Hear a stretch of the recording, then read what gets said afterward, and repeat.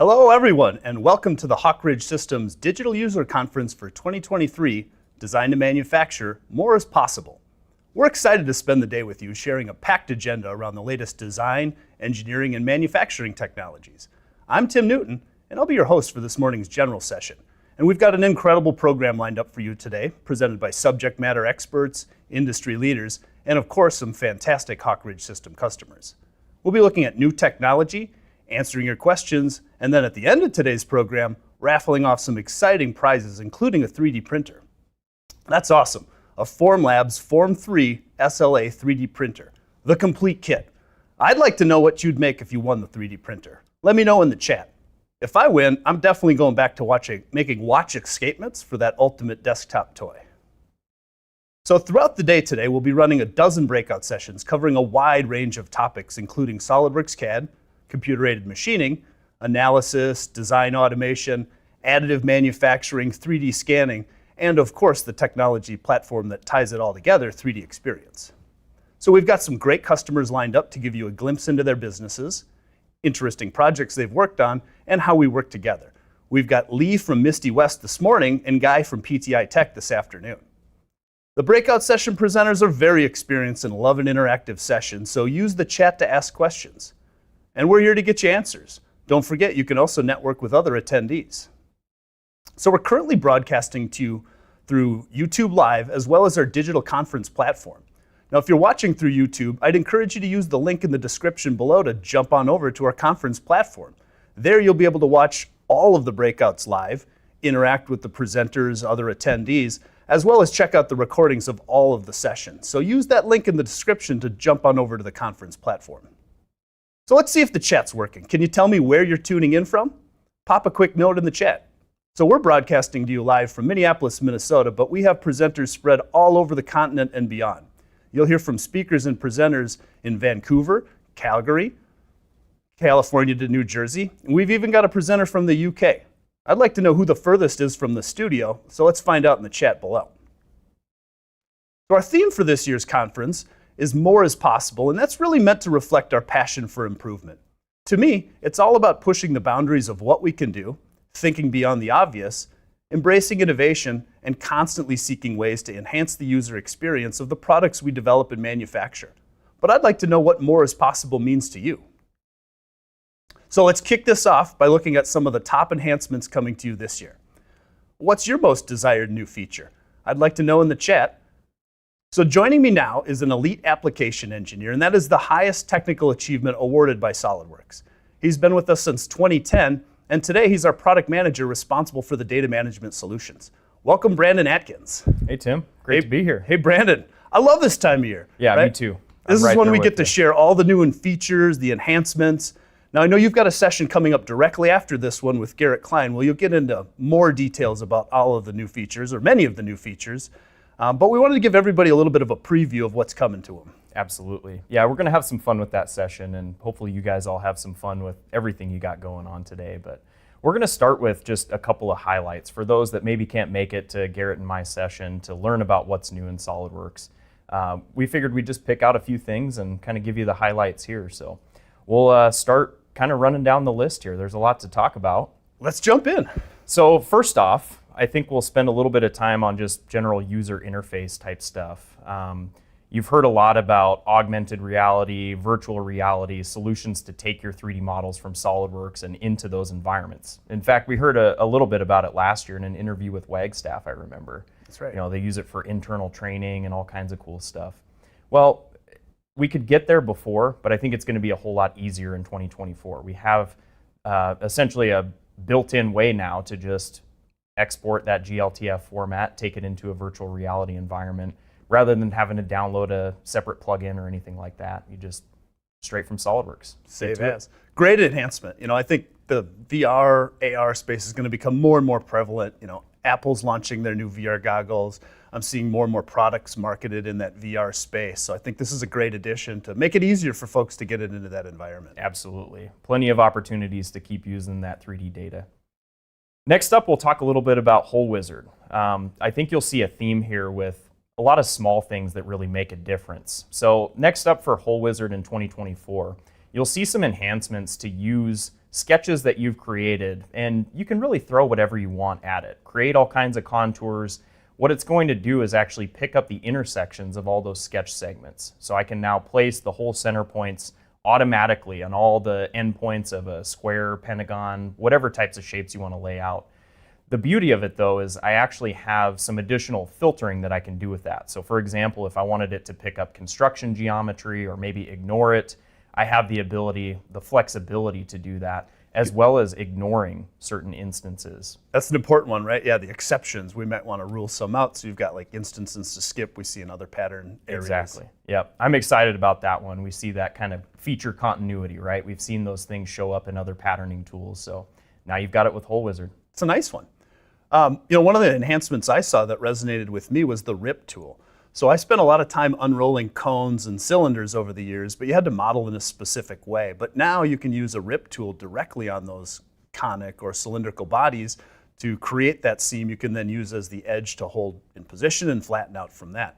And I also just saw an edge flange on a curved feature, which was one of those from years ago I thought would never be possible. So it's really cool to see how SOLIDWORKS continues to develop these fundamental tools that users expect to work and expect to work well. Yeah, it's some great stuff there, and it makes me think of technical support calls that I had gotten. How do I flatten this shape? Or I've got something else going on, maybe a part that was sent from a vendor and I have to convert it to sheet metal.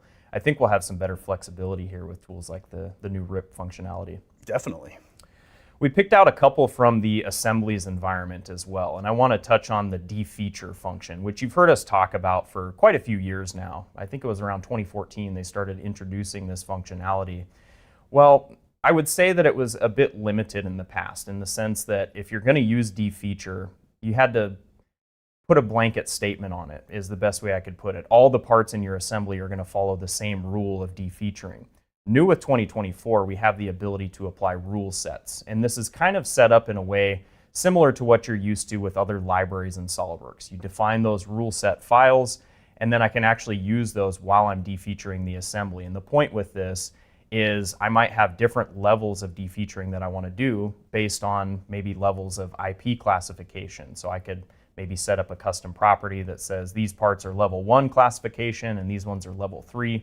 Just as an example, and what you see in the end result is some of my parts are going to have the full level of detail while others won't. So I can protect the IP that I want, but share the details that I need to.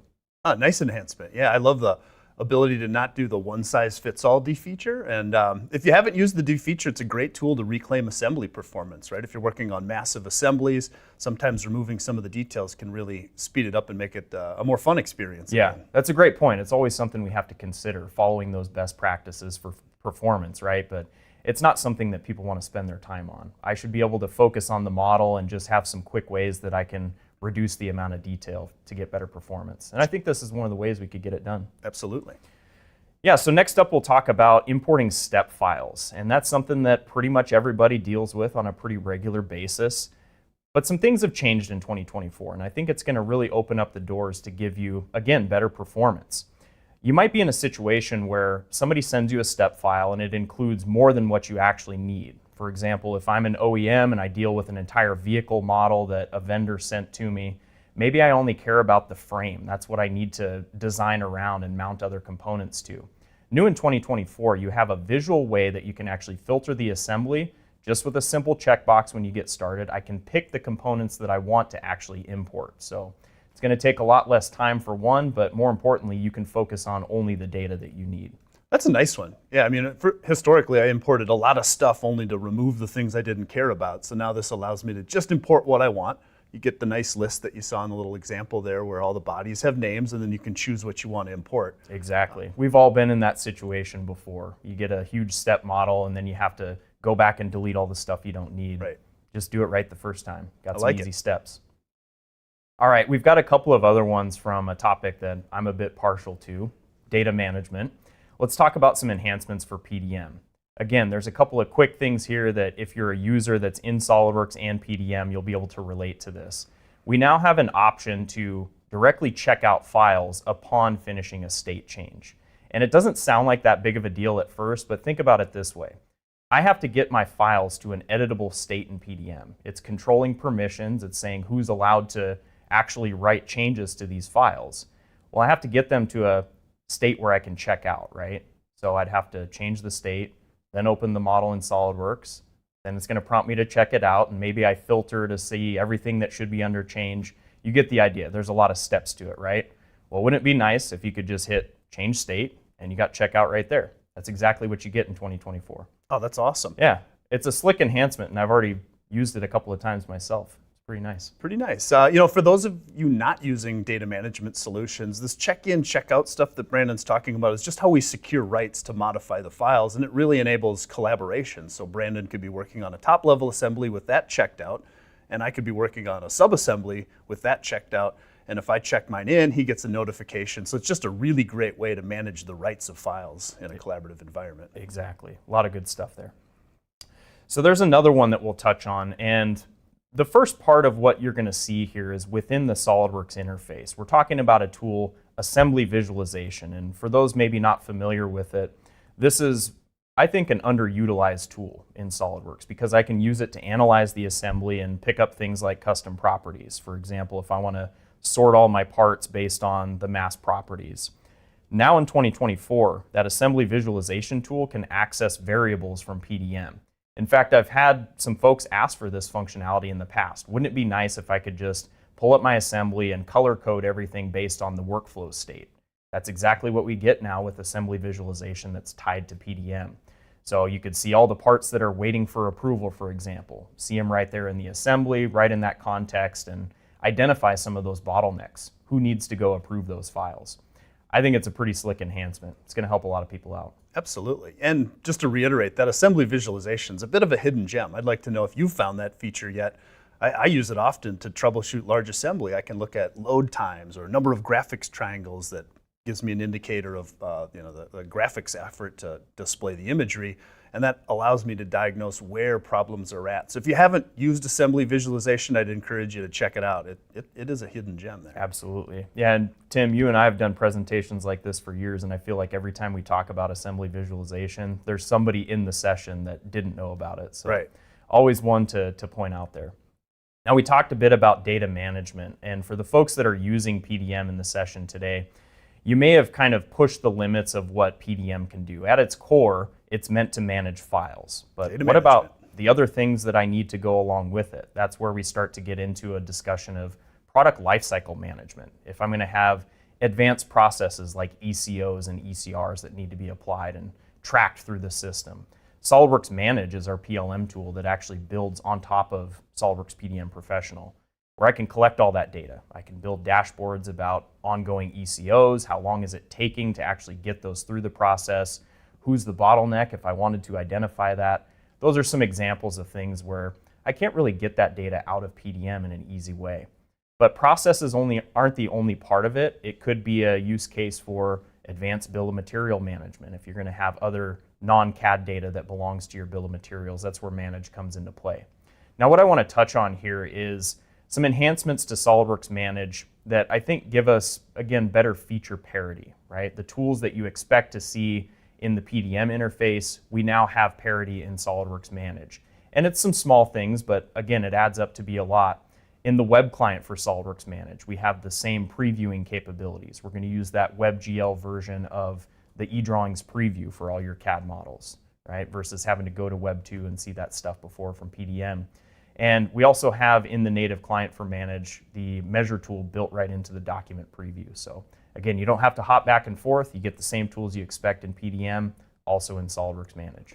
And that feature parity is important because Manage really is another layer on top of PDM. It uses PDM as kind of core architecture and then gives those additional capabilities that you'd mentioned. Exactly right. And we talk to a lot of people about that each and every day, right? We've pushed the limits of PDM. Now I need to implement a PLM system. Well, you don't have to start from scratch. You're just using what you already have in your data management system, and you're going to build more functionality on top of that. Nice. You know, another enhancement I saw this year was in the fluid flow simulation tools, or CFD, which I've always enjoyed running CFD tools. So if it's internal, external flow, or heat transfer problems, especially involving convection, Flow is an amazing tool that has a really great mix of ease of use and technical sophistication capabilities. So new this year is the ability to import and export component lists. So oftentimes in electronics designs, we have tons and tons of components, heat sources, materials, and so on. And now you can use a spreadsheet to actually manage those components. You can import materials, volumetric heat sources, as well as define 2 resistor components right through spreadsheets. So I think for users that take advantage of this capability, it could greatly speed up the setup process. You're reading in the spreadsheet and then just defining the exceptions. I think that's really powerful. And simulation in general has always been one of my favorite topics. There's a lot of powerful tools here. Tim, if I had to speculate, I would say that a lot of our users are probably managing some of that data like an Excel spreadsheet to say, what are my heat sources? What are the components I care about? The fact that they can just feed that right into flow simulation now, I think is a pretty big deal. That's going to be awesome. I can't wait. New in CamWorks this year, we have machine-aware programming. So while we've had for a long time the ability to do true machine simulation, like even off of the posted G code, that always happened in its own interface. But now in 2024 CamWorks, you've got the ability to see and define the entire machine. So previously during simulation or during step analysis of the G code, you could only see the tool and potentially the holder, but now you can actually have the whole machine. So you could look at the turret, all the additional components on a turret, and check for clearance throughout. So I think this is a great new enhancement. Yeah, it makes a lot of sense. We get the full picture now, right? Exactly, and right inside that CamWorks interface where you're doing the programming. That's awesome, I love it. Another great enhancement is VoluTurn. So we've got high-speed machining operations for turning using the VoluMill high-speed machining operation. So some great new enhancements for to speed up roughing while turning. Excellent. Another one in 3D printing that we're seeing, which is always evolving quickly, is Formlab has a brand new SLS, a selective laser sintering machine known as the Fuse 1 Plus 30 watt. So we've got a session running at 10 a.m. Pacific for many more details, but I also want to remind you to stick around to the end of the day to see that general session when we'll give away a Form 3 SLA printer. That's going to be awesome. Yeah, I'm excited to see who wins it. Me too. It's a pretty sweet Wish I were eligible to win that thing. No kidding. So we saved the best one for last, Brandon. This is a pretty big enhancement. Lay it on us. Yeah, I think we did. We're going to come right back to SolidWorks here for just a moment. We're going to talk more about the details in the next session here between Garrett and myself. This is one that people have asked for quite some time now, probably as long as I've been in the SolidWorks channel, Forever. maybe longer. Yeah. The ability to save as previous version.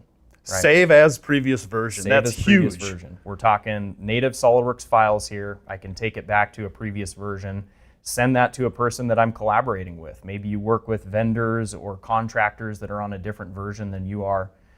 We can just pretty easily save as a different format. They do their work in that environment.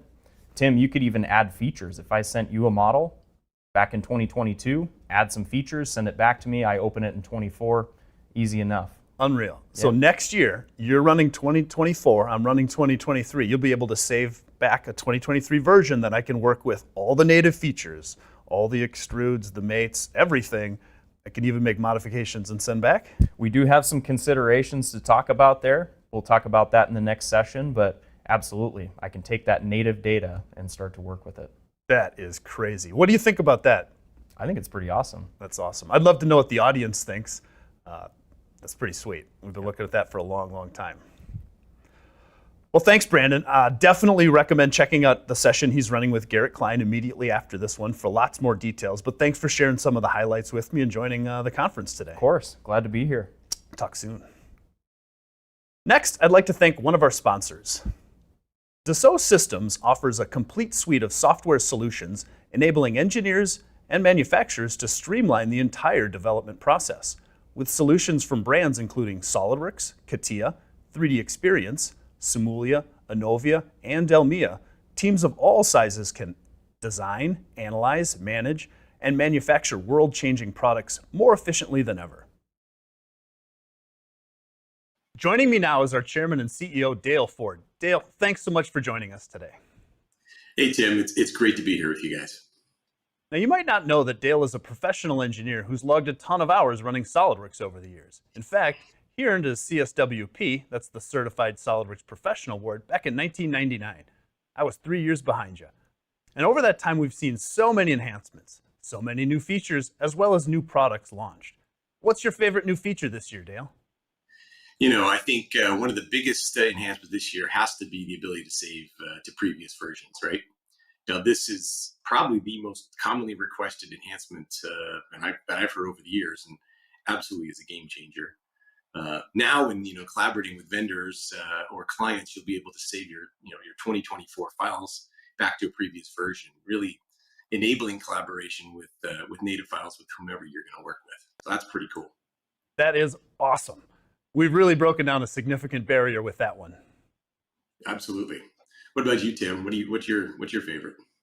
I'm really excited about the sheet metal enhancements. After spending a bunch of time unrolling cones, and as a simulation enthusiast, flow simulation's ability to import component properties through spreadsheets is super interesting. It's going to really speed up the setup process. But I'm also still excited about the inclusion of cloud service tools with every new SOLIDWORKS license purchased starting July 1st. Those cloud services give users powerful data management tools that can help them share and markup, store and revise, or even manage and control without the cost of conventional infrastructure. Tim, those sheet metal tools were first released back in 1997, and I'm dating myself by saying that, right? But they've ultimately been continued to be enhanced over the years, and I think it really shows how Dassault Systems R&D continues to improve the tools that we've been using for a long time today, while also, I would say, investing in the next generation cloud tools that are part of their 3D experience platform. And they really embody the more is possible theme of this conference, in my opinion. That's right, Dale. They really do. And that future is just so exciting. Another example of that is the way that cloud can be leveraged to compute super large simulations that previously may have taken a supercomputer or reduced fidelity.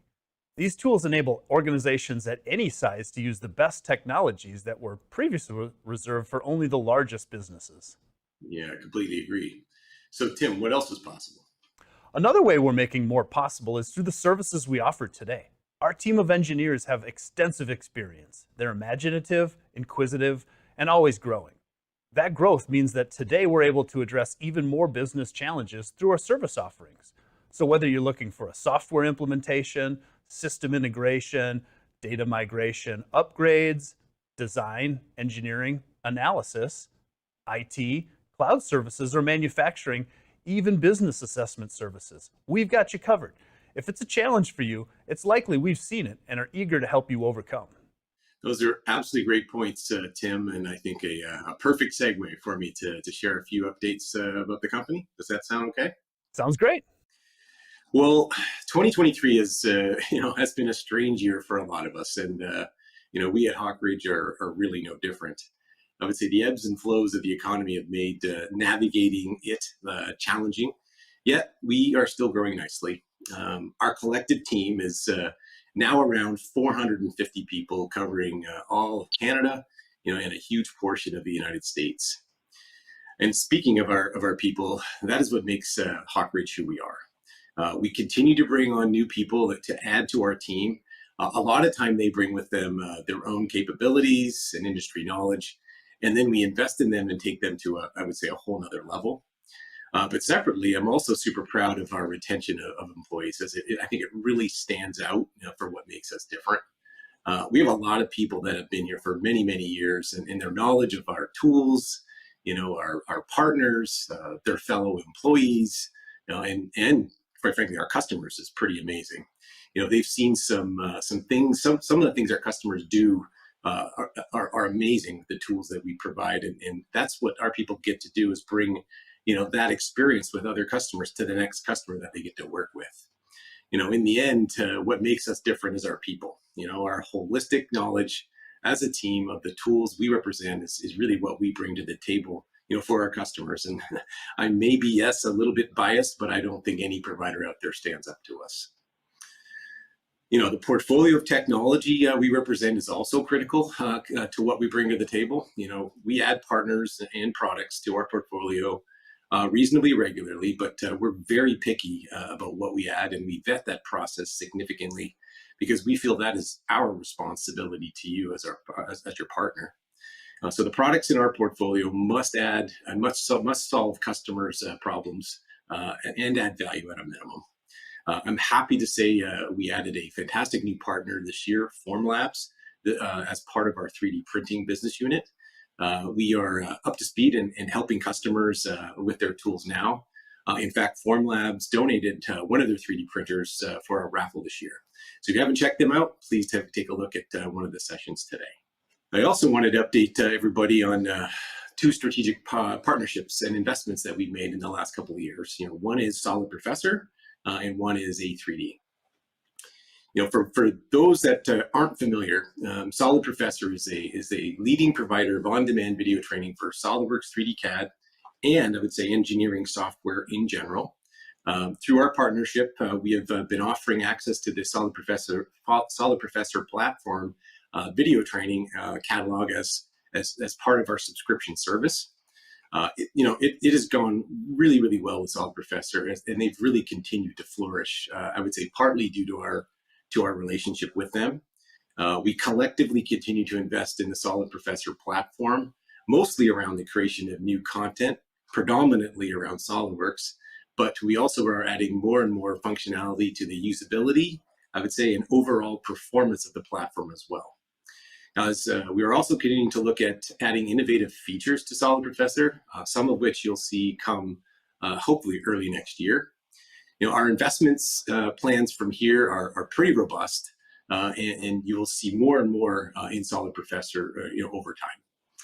This is really such a strategic investment for us, as education is a pillar to the portfolio of services that we offer to our customers. Every tool that we have as part of our portfolio requires some level of education, and Solid Professor will be a cornerstone of our multimodality training offers, as we go forward. I talked to a lot of customers, and I continue to get great feedback from all of you around Solid Professor. And as of yesterday, our customers have watched almost 1.1 million training videos since we started with them, which is pretty amazing to me. Anyway, if you haven't seen Solid Professor, please check them out in one of the sessions today. The second investment I want to talk about was A3D. A3D is a premier 3D printing service bureau, and our partnership with them brings you that service as part of your subscription. This speaks to our commitment to delivering, I would say, exceptional value to all of you. As part of this collaboration, I'm pleased to announce that A3D is opening a brand new facility in December to enhance its capabilities and capacity, all in response to the growing demand we've witnessed from all of you. A3D is your ultimate manufacturing partner, covering everything from prototyping to large-scale production, really supported by agile additive manufacturing expertise. The A3D voucher program included as part of your subscription offers a 20% discount on those services, without any spending limits. This partnership provides access to industry-leading 3D printing technologies, reduces outsourcing costs, and adds a trusted supplier to your approved supplier list. So whether you have 3D printers or not, A3D is a resource of excellence, making really innovation affordable, efficient, and profitable. I would really like to acknowledge the support of our platinum sponsors, Dassault System SOLIDWORKS, HP, Mark Forged, Formlabs, DriveWorks, and CamWorks. We really couldn't put on a show like this without their help, and it's great to have such great partners. You can see them all and other sponsors in our exhibit section in the conference. I wanted to do a big shout out to our keynote speakers. Again, without you, we definitely couldn't put on a show like this for our customers. So thank you for taking the time, with our team to help and helping them tell your story.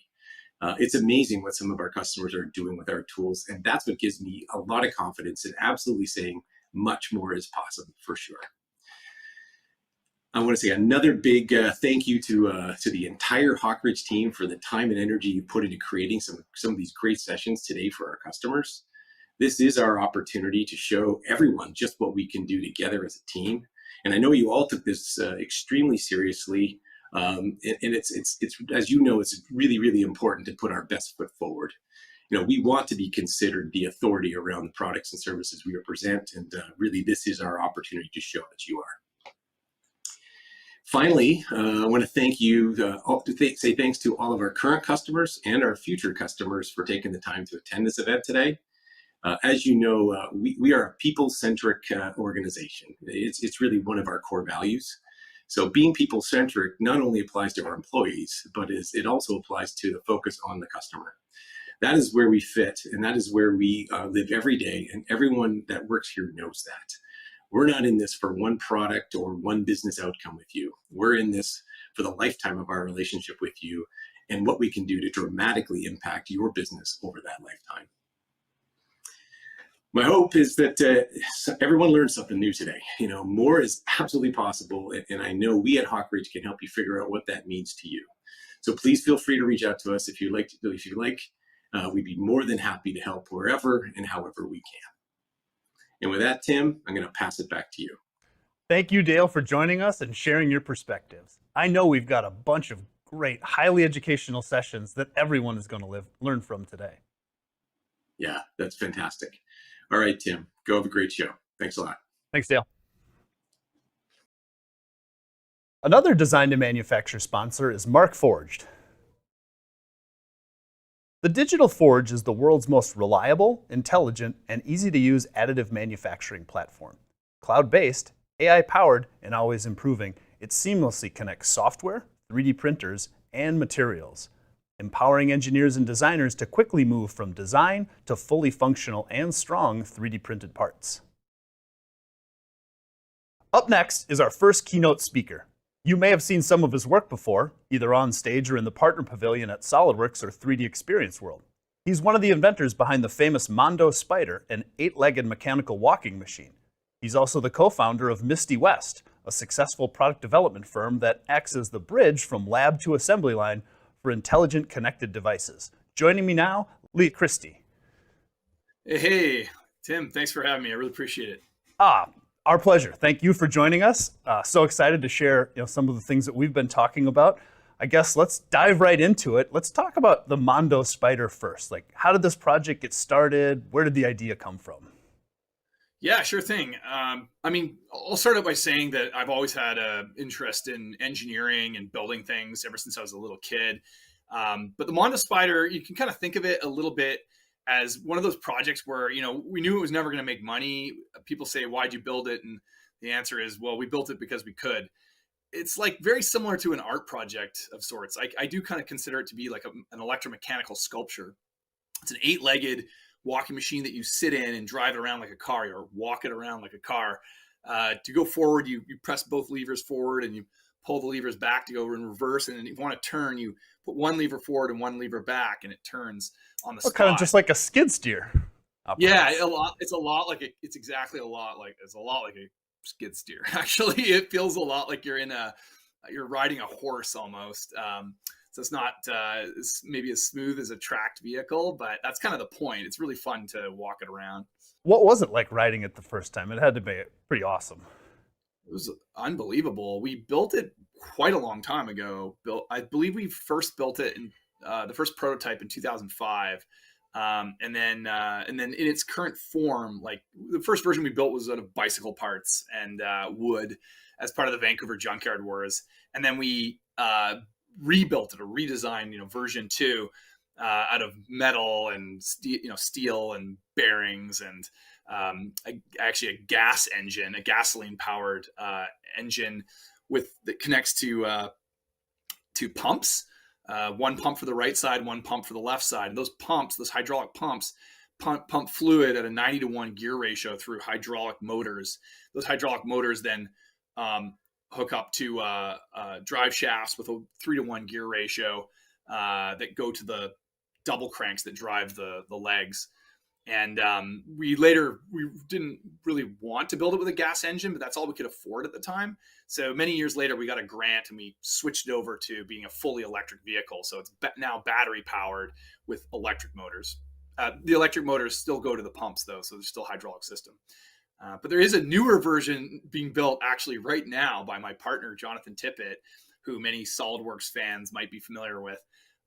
He and his team right now are building a newer version where it's direct drive. There's no hydraulic system anymore. Electric motors have gotten so good, plus the gearing mechanisms have improved so much that you can just get rid of the hydraulics altogether, which is pretty exciting.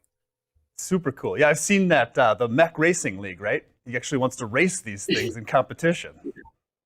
Yeah, well, John's crazy. I mean, he's probably one of the best engineers I've ever met in my life.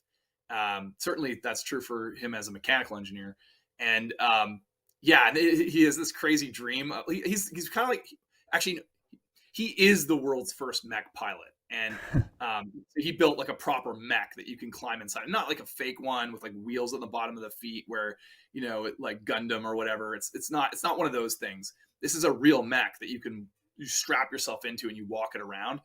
And so, yeah, he and I built the Mondo Spider together. I learned a lot from him when I was using SolidWorks. I learned how to do top-down design in SolidWorks from Jonathan Tippett. Oh, very cool. What's been the primary use for the Mondo Spider? I mean, has it been to promote yourself? Like, I've seen a lot of successful consultants that create a kind of capstone project like this that really launches them into industry. I know you're passionate about sustainable energy products. What's been your primary use for the Spider? Yeah, I mean, for me, like the Spider, I think we built it because we could. There was no real reason to build it, but it really bothered me that it was powered by gasoline. My first original passion in life, career-wise, was like to fight climate change in the late 90s. So when I built the Spider, I wasn't thinking too much about that, but at some point I was like, oh my God, this thing has got to be an electric vehicle. And that's kind of how my career got started with Misty West. So yes, I had founded Misty West in 2004 as a skimboard skateboard company. But just a few years later, in 2008, we took the Mondo Spider and we took Daisy, the solar-powered tricycle, another vehicle that I didn't engineer. We merged them together and created a thing called the Eat Art Foundation. It stands for Energy Awareness Through Art. And that foundation, in some ways, led to the creation of Misty West, because I guess we started that in like 2006, 2007.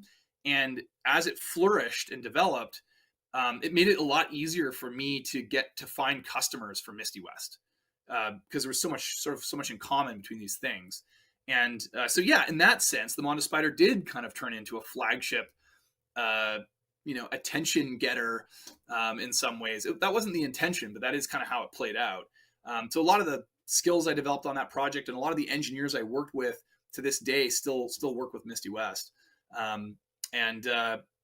Long story short, there's electronics involved with the Mondo Spider, electric motors and clean tech and mechanical engineering and firmware, and all these skills were actually very translatable, as it turns out, to what we do at Misty West, which is, smart infrastructure, clean tech, deep tech, and mining tech, and specifically custom sensors, low power wireless solutions, and edge AI. So these things all sort of mesh nicely together. And even though we don't make any money off of these electromechanical sculptures, there is sort of a symbiotic relationship there. Yeah, sometimes those fun passion projects really lead to a lot of professional and career development. I've certainly seen that. Yeah, for those who are in the audience that are working on something that's never going to make any money, just ask yourself, like, okay, how can I justify this? Well, is this something that I'm going to learn a lot of skills, make a lot of friends, and like be able to use this in my portfolio for the kind of engineering projects I want to do? If the answer is yes to all those three things, and you don't have like a family and kids, and you've got lots of spare time, in the early stage of your career, go for it. Best thing I ever did. Oh, super cool. Leigh, I want to back up a little bit. To when you were a kid, were you always drawn to mechanical things? What were some of the first things that you designed as a child? Yeah, I designed a bunch of stuff when I was a kid. I designed a bunch of like little tiny, when I was really young, like I think I was maybe grade 3 or something. I was designing these little tiny electric cars. It was just like a battery. I would go to Radio Shack and buy some wheels and motors and stuff, and kind of just glue things together. Got a soldering iron for Christmas and started soldering up, very, very basic circuits, no microcontrollers involved. And I actually burned a hole in my carpet in my bedroom, and my parents took away my soldering iron. So that was the end of that for a while. But and just playing with Lego, right? Like, honestly, like, I think, it's a bit of a cliche story for every engineer, but it's so true, right? I mean, it's incredible how precise Lego parts are and how consistent they can manufacture them. The actual engineering that goes into Lego pieces itself is fascinating. But, when you're a kid, you don't even know that. You're just playing with the pieces, just like any other toy. And But yeah, my love of Lego is lifelong. In fact, there's a lab at the MIT Media Lab called Lifelong Kindergarten, where they've worked with Lego for a really, really long time. And when I say work with Lego, I mean they're partners with Lego. The professor there, the principal investigator, his name's Mitch Resnick. Yeah, when I was at MIT, I was really like blown away about the kind of Lego related research that they do there. But yeah, that tangent aside, Lego is for sure the biggest inspiration to me as a kid. And then just taking things apart, like tearing apart old equipment, figuring out how they work, like ripping out the components, figuring out what those components are. Teardowns are like, I think, a really important part of a childhood engineering education. Absolutely. Boy, you took me down memory lane there, dragging my parents to Radio Shack. I'll bet we've got a few folks in the audience that drag their parents or themselves over to Radio Shack. I think I still have resistors and things from there. I burnt a hole in the carpeting, making a snowboard and applying wax in my parents' living room, and yikes, that was a day we'll all remember. It seems only natural you found yourself wanting to pursue engineering, and you were fortunate enough to attend MIT, the premier engineering school. Can you share a little bit about that amazing experience? Like, what drew you there? Yeah. What did you find out when you got there?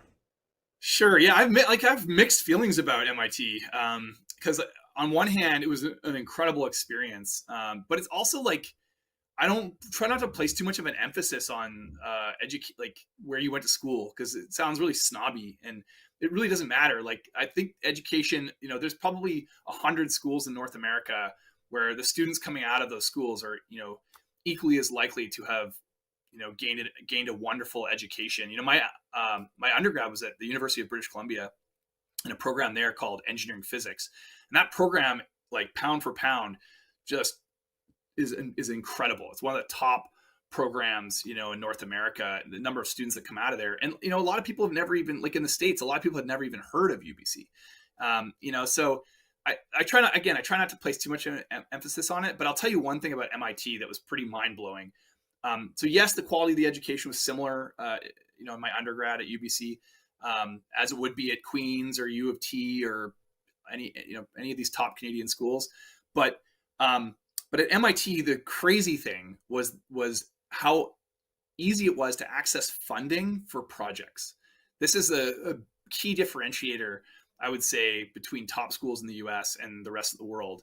And that is that if you want to build something really crazy, either as an undergrad or as a grad student, there's all these like grants that are exclusively available to MIT students where you can apply and just say, here's the like graduate project that I'm building or whatever, and this is the money I need to do it. And that money is much more readily accessible, as is the lab space to build it, as is the lab equipment and machining equipment. So if you want to go and CNC something or go and build, do something pretty complex using 3D printers, laser cutters, water jet cutters, the access that I had, specifically the access I had at MIT, was at a place called the Center for Bits and Atoms. There's a machine shop there that's shared by the MIT Media Lab, along with the program I was in, which is called the Art, Culture, and Technology program. That whole program is absolutely phenomenal. And that alone would make it worthwhile to go to MIT, would be just to like enroll in this, like that one class, like the How to Make Almost Anything class. Definitely the best course I've ever taken. So I speak passionately about these things at MIT because I had a great time there and it was fantastic. But yeah, and the people I met there, that's the other thing too, is there's just, I guess, success begets success, right? So if MIT has a good reputation, it attracts like top talent. And so when you're there and you meet the other people that are there, you look to your left, you look to your right, and it's like you made it onto the Chicago Bulls team and you're playing with Michael Jordan, like you're gonna meet the best in the industry, or the best and brightest in the industry when they're at their very early stage of their careers. And a lot of those relationships for me have lasted. I mean, I was there in 2000 doing my master's there from 2012 to 2014. I took a sabbatical from Misty West, and while I was there, I made these friendships that I'm still friends with these people. 10 years later, still close friends with these people, and that's probably the best thing that came out of it by far. So if you're in the audience and you're thinking about going back and doing a master's or even doing an undergrad if you're very young, just make sure you're doing it for the right reasons. Like, that's all I have to say on that. Sounds like a worthwhile endeavor for sure. I want to turn our attention to Misty West a little bit. Can you talk a little bit about when you got started, that first project? I know it was a skimboard, skateboard kind of project. Can you talk us through a little bit of that? Yeah, absolutely. The skimboard, skateboard stuff was a total failure. Like, we made no money at it. We realized pretty quickly that, we're engineering physicists that like can do battery packs and electric stuff. And here we are building these like purely like pretty simple things like skateboards and skimboards. I mean, yeah, sure, the manufacturing that goes into that can get pretty complex, but we just didn't really have any real competitive advantage there. And there's a really crowded industry. So we pivoted towards engineering consulting. I guess we started in 2004 building skimboards and skateboards, and then kind of mothballed the project. And then we kind of rebooted things as sole proprietor consultants in 2008, 2009. And then my business partner, Josh Usher, and I incorporated in 2009, 2010, at which point we became a full-fledged engineering consultancy, started hiring employees and focusing on electric cars and like electronics for electric cars, I guess is the way to put it. And then that led to intelligent and connected devices. So more IoT, more Industry 4.0, smart infrastructure, things that require firmware, RTOS, embedded Linux systems, that kind of thing. In terms of like the kinds of things that we've worked on, I would say, well, we've worked on a lot of robotics, but like that's always been kind of a passion for me personally. But a lot of the things we work on are the things that are useful in robotics, right? So custom sensors is as an example. But so one example of a custom sensor that we built is an underwater body finder for a company called VodaSafe. This is a really cool device, uses sonar and has a display on it. We designed the whole thing in SolidWorks. It's meant for finding people while they're still alive underwater, but it also works for finding people that are no longer alive. Another project that I worked on that I actually didn't do for Misty West, but is super relevant to the topic, was actually my graduate thesis project at MIT. It was a robotic heat spotlight. And this was my first introduction to computer vision. So we used OpenCV to figure out where people are in a building. So you track their location, and the spotlight beams infrared heat directly at them. And the idea here is like to heat people, not buildings. It's really inefficient to heat an entire building. But if you heat the person directly, then you can save a ton of energy. That was all done in SolidWorks. I used SolidWorks simulation for all the FEA on that. But that project I think is like a representation of something. It's something that's very public facing, that's not proprietary, that I can talk about. But it also represents what I mean when I say that, this passion for like robotics, this passion for mechanical engineering, electrical engineering, firmware, the sort of amalgamation of all these disciplines together. But maybe most importantly, this big push into AI vision or edge AI. So that was my first taste of that, was with that project. And since then, so ever since 2014, Misty West has made a huge push into like machine learning at the edge is maybe the best way to put it. I like to say AI at the edge, but truth be told, it's not like we're running large language models at the edge. We're trying to, but they require so much GPU RAM that we're not quite there yet. Leigh, when you say edge computing, is that just the concept of doing the computing not at the central network location, but maybe where the data is being captured, for example? Yeah. Let me give you an example. So we make this thing at Misty West called Misty SOM. So it's a system on module, and it has a tensor core. It has a neural processing unit at its core, which is really fast at doing dot products. So for those who are familiar with matrix math, that doing dot products on a CPU is pretty slow. Doing it on a GPU, a lot faster.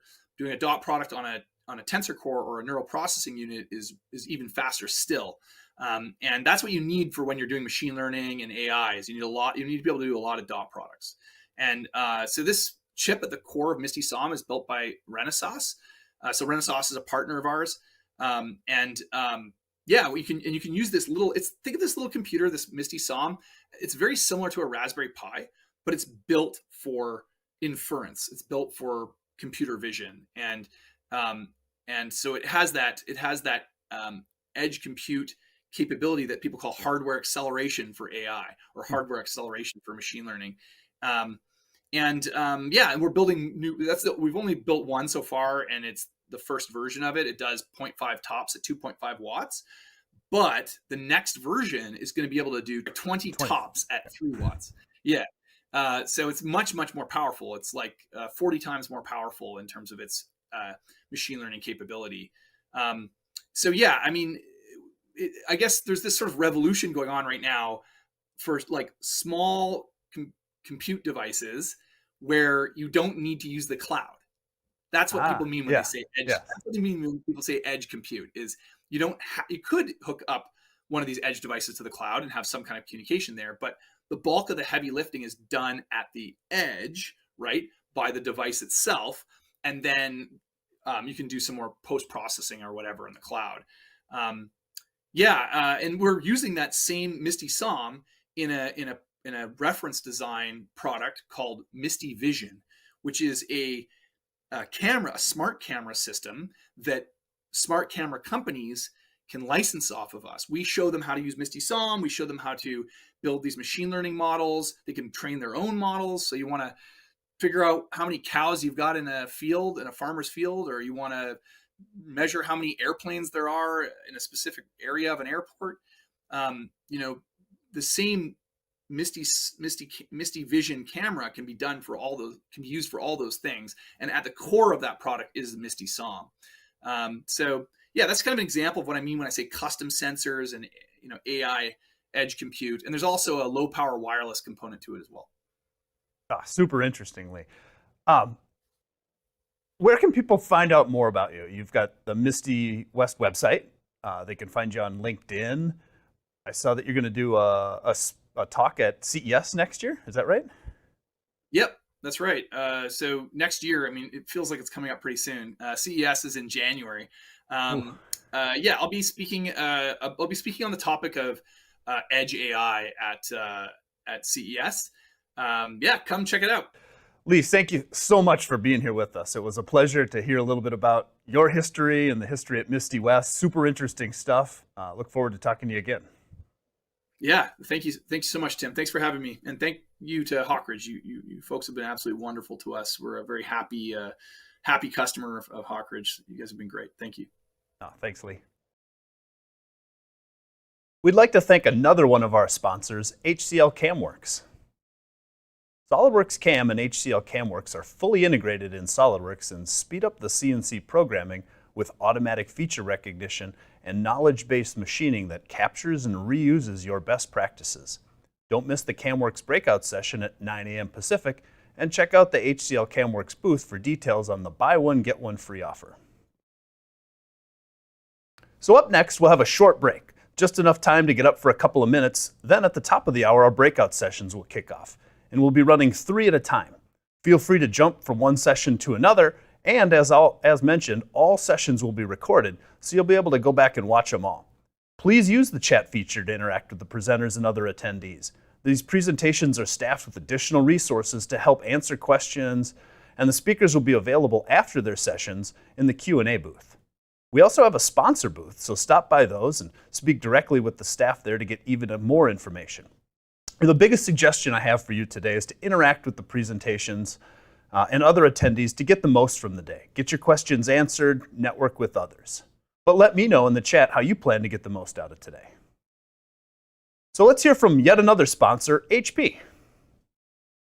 From prototyping to production, HP has the right professional 3D printer to meet your manufacturing needs. Expand your range with quality white parts using HP manufacturing-ready Jet Fusion 5420W industrial 3D printing solution. Okay, let's get ready for the breakout sessions. Grab a cup of your favorite pumpkin spice foam-topped half-calf latte or whatever, and we'll be right back to start the breakout sessions. I'll see you back here at the end of the day for our final general session where we're giving away the 3D printer.